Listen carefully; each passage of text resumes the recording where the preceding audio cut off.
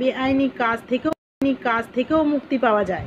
রবিবার রাতে বারাবণী থানার তোতারাম মোড় এলাকায় দুটো বালি বোঝাই ট্রাক আটকায় বিএলআরও। সরকারি নিয়মে চালালে যে পরিমাণ বালি থাকবে সেই পরিমাণ বালি নিয়ে যেতে পারবে, ওভারলোড বালি নিয়ে যেতে পারবে না।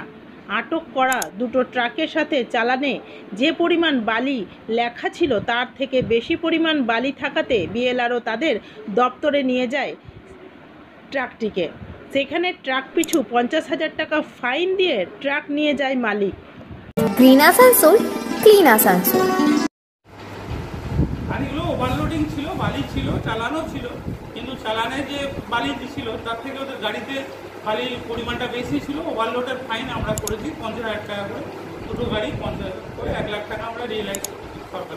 ওরা কি ফাইন জমা করেছে? হ্যাঁ, ওরা ফাইন জমা করেছে, তাদের চালানগুলো কপি আমরা আছে, ফাইন জমা করেছে।